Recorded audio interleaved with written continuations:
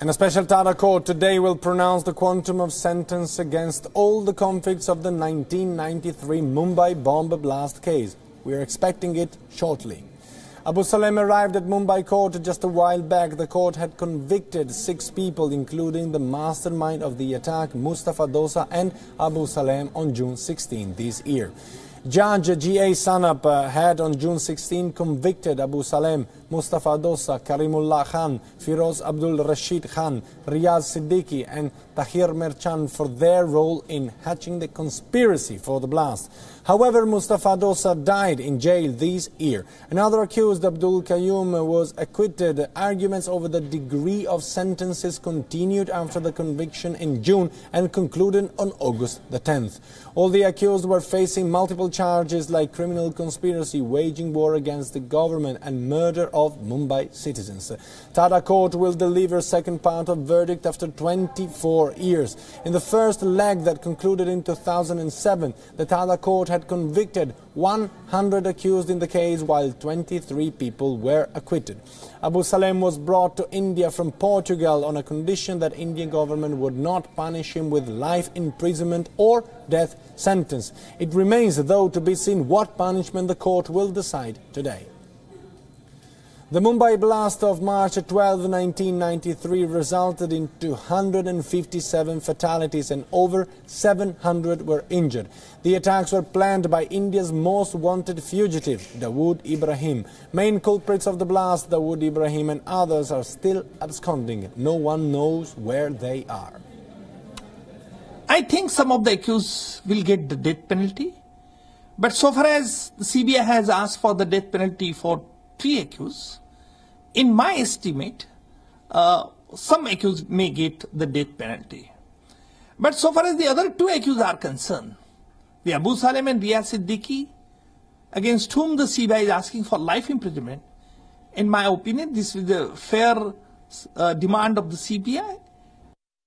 There are only 3 people against whom I have prayed for the death punishment, and against 2, that is Abu Salem and Riyaz Siddiqui, I have prayed for the life punishment.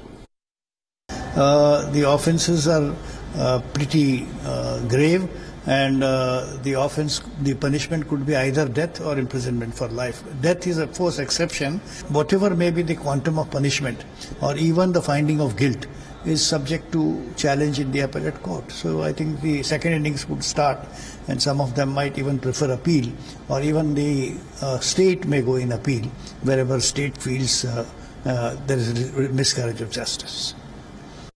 I'm not clear about the evidence. I don't know what all witnesses have deposed against them, but I'm sure that if there is evidence, they will receive the maximum sentence. So today it is indeed perhaps an historical moment for India.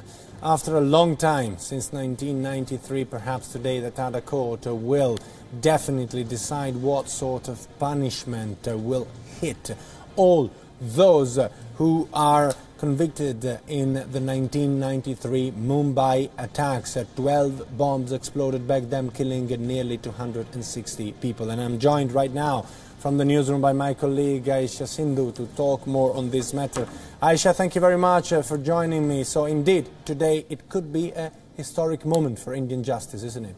Absolutely, Daniele, and of course this is coming a long time. You mentioned, of course, the blast took place in 1993. We're in the year 2017 now, and the focus right now clearly on Abu Salem, but we can't forget that the terms of his extradition from Portugal maintain that Abu Salem would not be given the death sentence. So the focus right now on whether or not he's going to get a life term. Also, Mustafa Dosa, who was convicted in that June 16th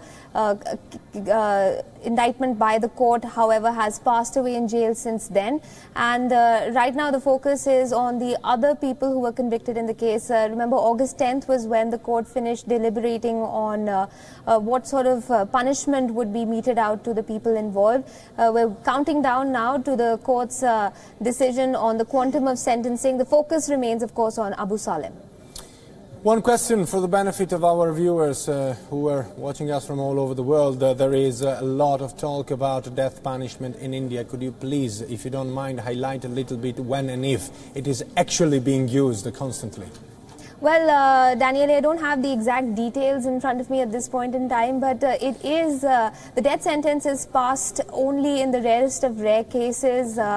It's not happened very often. There's also a huge debate raging within India on the efficacy of the death penalty itself. It is considered a rare phenomenon, but we can't forget the 1993 bomb blasts were a rare phenomenon. More than 200 people died in Bombay on that fateful day. More than 700 people were injured, and it's taken the court more than 2 decades to deliberate on who all were involved. It was also the nexus, so to speak, the net of people who were involved that made this case so huge.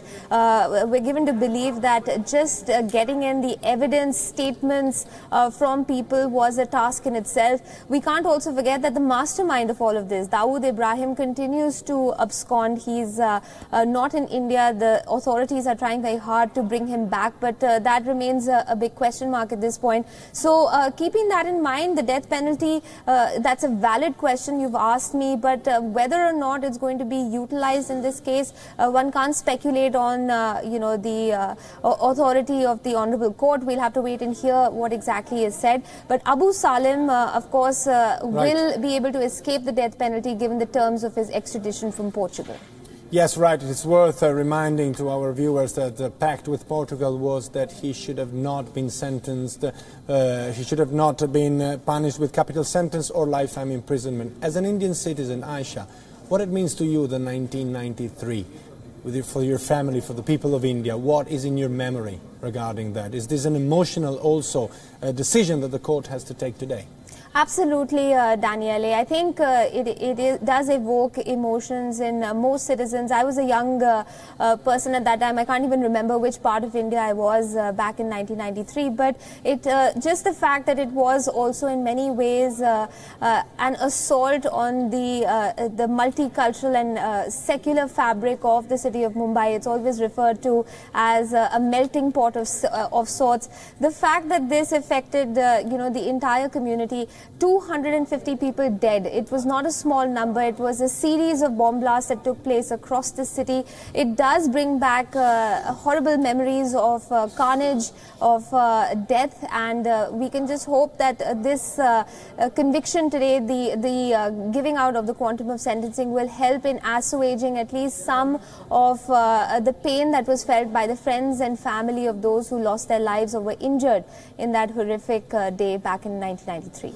Thank you very much. My colleague Aisha Sindhu from the newsroom helping us to make more sense about the expected court ruling on the 1993 case.